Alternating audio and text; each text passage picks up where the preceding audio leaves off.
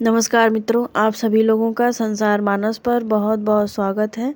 जो लोग इस चैनल पर पहली बार आए हैं, इस चैनल को सब्सक्राइब करके हमारा सपोर्ट ज़रूर करें। इस चैनल पर आप सभी लोगों को धार्मिक गतिविधियों से जुड़ी हुई वीडियो समय समय से मिलती रहती है। आज नवरात्रि का 5वां दिन है और आज माँ दुर्गा की 5वीं महाशक्ति माँ स्कंद माता को यह शारदीय नवरात्रि समर्पित है।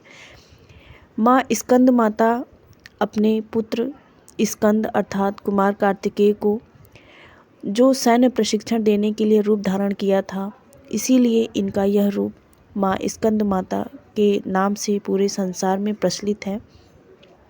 इसके पीछे एक पौराणिक कथा है, तो चलिए श्रवण करते हैं हम आज की पौराणिक कथा। लेकिन उससे पहले माँ स्कंद माता के मंत्र का जाप जरूर करते हैं।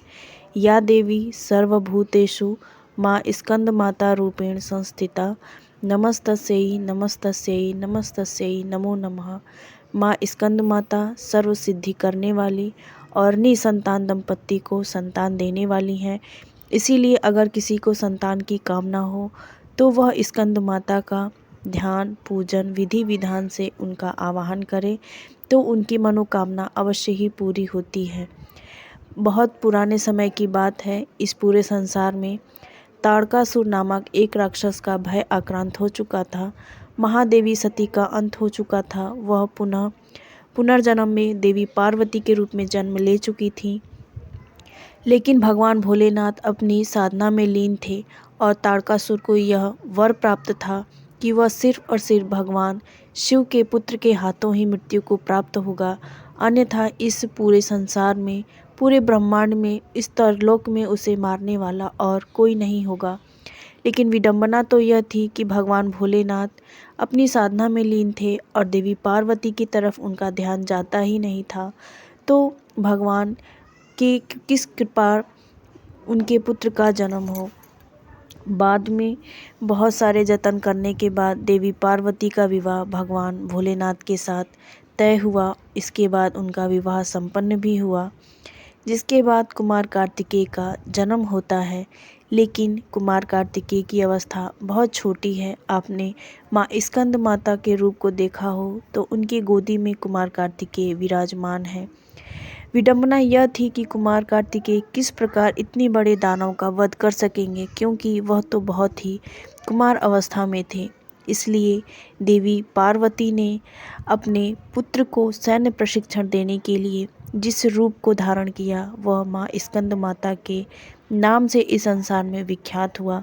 माँ स्कंद माता ने अपने पुत्र को भली भांति सैन्य प्रशिक्षण दिया, जिसके फलस्वरूप स्कंद अर्थात कुमार कार्तिकेय ने ताड़कासुर का वध किया और इस पूरे त्रैलोक ब्रह्मांड को उस राक्षस के आतंक से मुक्त कर दिया।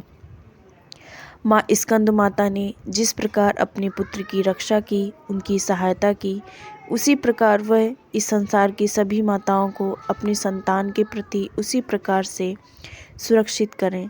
माँ स्कंद माता को सभी पुत्र वैसे ही प्रिय हों जिस प्रकार उन्हें भगवान कुमार कार्तिकेय प्रिय थे। कुमार कार्तिकेय ने ताड़कासुर के वध को करके जिस प्रकार इस समस्त संसार को भय से मुक्त कर दिया, उसी प्रकार हम सभी के जीवन में जो हमारे पुत्र पौत्र आदि संतान हैं, उनके आशीर्वाद से सभी भय मुक्त हों और अपने लक्ष्य तक जरूर पहुँचें। माँ स्कंद माता, अगर कोई निशान दंपत्ति है और उसे संतान की कामना हो तो वह स्कंद माता के इस रूप को पूजा करके कुमार कार्तिकेय की भांति तो ना मिल सके, लेकिन इस संसार में हमें संतान सुख को देने वाला एक पुत्र अवश्य ही चाहिए। ऐसी कामना करके माँ स्कंद माता से पुत्र प्राप्ति का वरदान मांगे तो उसका यह अभीष्ट इच्छित वर अवश्य ही पूरा होता है। माँ स्कंद माता के पूजन से सभी के जो जीवन के व्याप्त दुख हैं, भय हैं, उन सभी का सर्वनाश होता है। माँ दुर्गा की इस महाशक्ति को हम सभी बार बार नमन करते हैं। माँ को लाल पुष्प अवश्य अर्पित करना चाहिए और माँ दुर्गा के बीज मंत्र का जाप करना चाहिए।